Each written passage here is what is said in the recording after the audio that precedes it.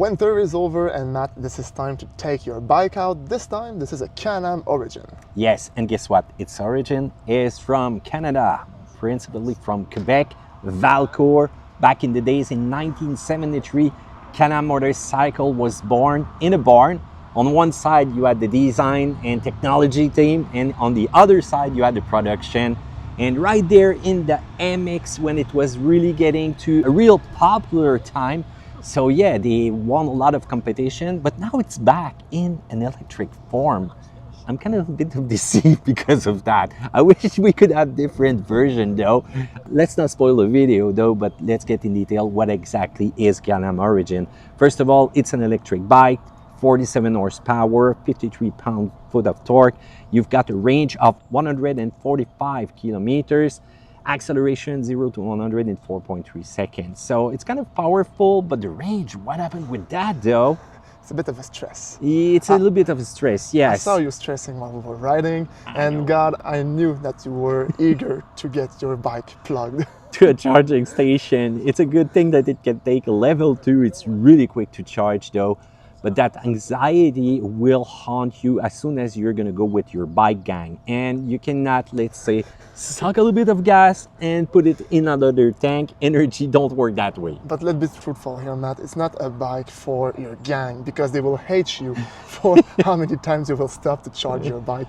It's the perfect bike for small distances. If you're in city, perfect. If you're near your cottage, it's good also. But other than that, you won't be riding a full weekend with that. When I was young, I remember taking my bike to go fishing. And the good thing with that one, it's electric, it doesn't make any noise. So if you like nature, if you're close from the cabin, as you said, you can go fishing, you can go hunting, or you just can go on adventure. Don't go too far, because if you're gonna roll on the highway full throttle, you're gonna see that energy bar go really down really quickly. As I said, same thing as a car. Speaking of highway, Matt, this bike, it doesn't make a sound, so on the highway, people, they don't hear you, and we're smaller than cars. So yeah. It's not really, in my opinion, safe. They usually don't give attention to you, so it's kind of even worse if they can't hear you. But that's a good thing for me when I'm in nature though. Let's talk about the range. I don't know what happened, but only 145 kilometers of range is not really impressive. The problem is also charging. At home, you need to buy this accessory to make sure that you're going to be able to charge. By the way, we have the same thing in car. Remember the Ioniq 9? Yep, I remember. Exactly. It doesn't come with the accessory that you need base. I know it would be fast to charge this way, but for a bike of this size, it's really acceptable.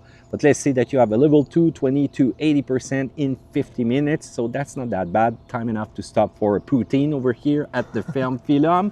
It's kind of good. You're going to be able to drive back at your home. You got to make sure there's a charging station though. Yeah, but we were lucky over here. Maintenance is pretty much an issue for a bike for power sport. You want to make sure that you get the most precise maintenance possible, usually oil in the engine. Guess what? You don't have an engine. And that center of gravity is kind of solo because of that. You've got that chain case carter for that rear change is just bathing in oil in that metallic carter. It's really robust. Even if you hit it with a rock off-road, this is gonna resist. And by the way, the bike is built with awesome quality wherever you're gonna look. Even with the accessory that you're gonna add. I know it's expensive, I know, because it's Can-Am.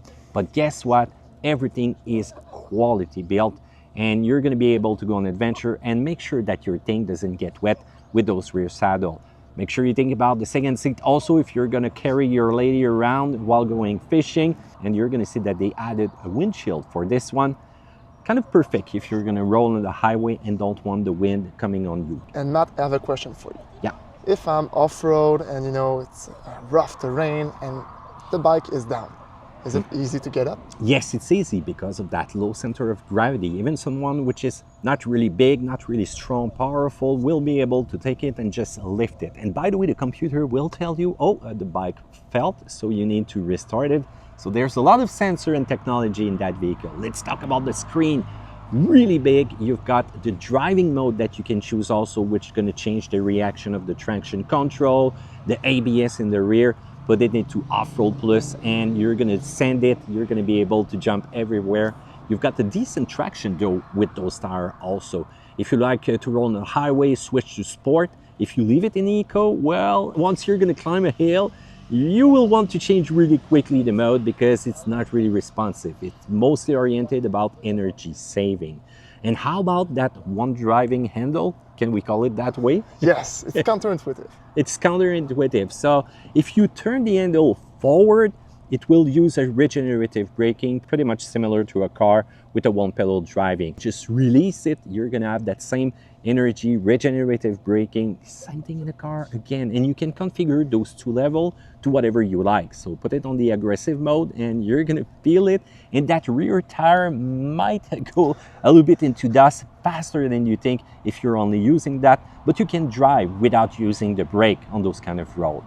Driving this vehicle is really impressive. It's not for the most advanced driver. It's a kind of good dual purpose bike, not the best one because first of all, you cannot adjust the shocks to give it a little bit more firmness, a little bit less. There's no those quick adjusting that you can do. But the thing is, it's kind of good in everything. So for a beginner, well, you might want to think about that. Braking is kind of interesting. The shock up in front, though, if you go into some really aggressive stuff, you might kind of get to the bottom of it. But if you're going to be careful, you will enjoy it. It's kind of great with traction, braking, and how about the feeling? You can go into the curb, really turn hard, kind of put the bike down on its side, but don't go too far because when you're going to get up, you're going to feel the weight a little bit of this one just because of the low center of gravity though. It's kind of easy to drive and I think this is where Can-Am is aiming. People that are not expert but like new technology, they like those electric things. And we're still with that kind of bike on the pioneer side. I mean that maybe in 10 years we'll have better range, better technologies and more affordable bike than the one that we have right now because it's 20K. Yeah, that's the problem right now. The price is kind of impressive for the range versus how you're going to use it. There's some competition, yeah, but it's not really well built like this one. The quality is much better with Can-Am right now. It's really strong. I won't fear dropping that bike somewhere on rocks with that protection that we have on this one. I'm not afraid something will break, you know, where the chain is, so resistant. But keep in mind that if you like more driving on the road, there's also the Can-Am Pulse, which is faster, more range, but also quick to charge. But in conclusion, that Can-Am is right now at the time where back in the days Tesla and Rivian was. So it might need a little bit of time to convince buyer to go that way. But hey, how about a regular gas engine version of that bike? Electric is the way of the future, you like it or not. But I still hope we're gonna have choice for a long time. So what do you think about that? Feel free to comment in the section down there below, thumbs up, subscribe, and I'll see you another time at another video of Car Question.